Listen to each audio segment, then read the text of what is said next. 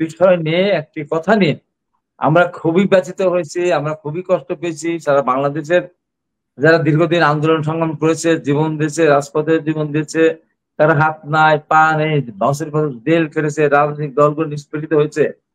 তিনি সেখানে গিয়ে একজন মাস্টার মাইন্ডকে দেখে বললেন ইনি সবকিছু করেছেন। আমি কালকেও ফেস দ্য ফিল বলেছিলাম, আজকেও বলবো।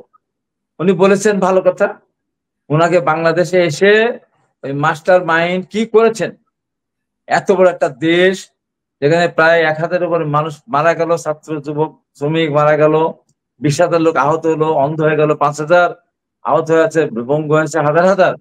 সে ওই ব্যক্তিটাকে আমাদের দেখারও দরকার আছে যে উনি কত বড়, উনি মাস্টার মাইন্ড, উনি কত বিস্তার লাভ করেছিল, ওনার অফিস অথবা ওনার ট্যালেন্ট প্রমাণ উনি করেছেন।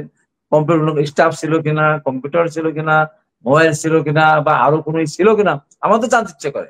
জাতিসংঘে যে ভাষণ দিয়েছেন সেটি আমার চমৎকার ভাষণ আমি বলবো। তার চেয়ে বড় ব্যাপার, বাংলাদেশকে অনেক ঊর্ধ্বে তুলে ধরেছেন। এখন উনি বাংলাদেশের মানে বর্তমান সরকারের প্রধান উপদেষ্টা হিসাবে জাতিসংঘে যাওয়ার পর পৃথিবীর অন্যান্য দেশগুলি তার প্রতি খুবই আগ্রহ দেখিয়েছে। আগের থেকে তার প্রতি তাদের আগ্রহ ছিল, কিন্তু দেশের সরকার প্রধান হিসাবে যাওয়ার কারণে ওনার এটা আরো অনেক গুণ বেড়ে গিয়েছে। কয়েকদিন আগেই ওনাকে নিয়ে বাংলাদেশের ভিতরে যে নাকানি সুবানি দিল বিগত সরকার, পৃথিবীর বিভিন্ন 100-র উপর নোবেল লরিয়েট তারা তার পক্ষে বিবৃতি দিয়েছিলেন, সরকারকে আহ্বান জানিয়েছিলেন, হিলারি ক্লিন্টন নিজে বলেছিলেন, চিঠি লিখেছিলেন, কিন্তু বিগত সরকার কোনো পাত্তাই দেন। তার মানে ওনার পক্ষে ছিল সেই বিভিন্ন আন্তর্জাতিক বিশ্বে যারা বড় বড় পর্যায়ের মানুষ, তারা অনেক দেশের রাষ্ট্রপ্রধানরা, সরকার প্রধানরা ওনার পক্ষে বলেছিলেন। সেই মানুষটি যখন কয়েকদিন আগেই তার দেশে অসম্মানিত হলেন, কোর্টে নিয়ে তাকে যেভাবে হেনস্থা করা হলো, লিফট বাদে তাকে সিঁড়িতে উঠানো হলো, এমন কোনো অকথা কুকথা নেই তার বিরুদ্ধে বলা হয়নি। সেই মানুষটি যখন তার একটা বিরাট সম্মানের আসনে অধিষ্ঠিত গেলেন, তখন সারা বিশ্বের নেতৃবৃন্দ, রাষ্ট্রপ্রধান, সরকার তাদের আগ্রহ ছিল প্রচন্ড।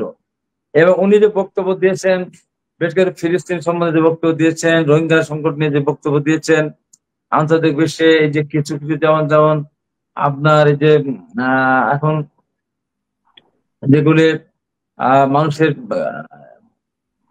এ শক্তি মানে কায়িক পরিশ্রম বাদে এখন যে ধরনের যে শক্তির মধ্য দিয়ে এই যে আপনার রোবট বা আপনার আধুনিক মানে হ্যাঁ, এই মেধা ভিত্তিক যে সমস্ত মেধার যেগুলি যেগুলি অনেক কথা বলেছেন, তার ভালো মন্দ এই বিষয়গুলি, তার একটা জ্ঞান এই বিষয়গুলি তার উপর আছে, তার সমস্ত বক্তৃতার মধ্যে সবকিছু ফুটে উঠেছে।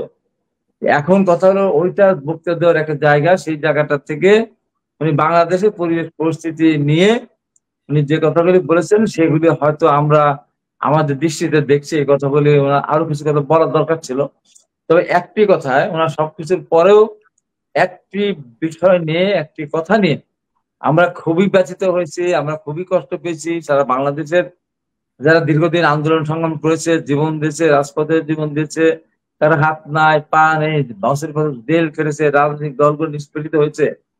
তিনি সেখানে গিয়ে একজন মাস্টার মাইন্ডকে দেখে বললেন ইনি সবকিছু করেছেন।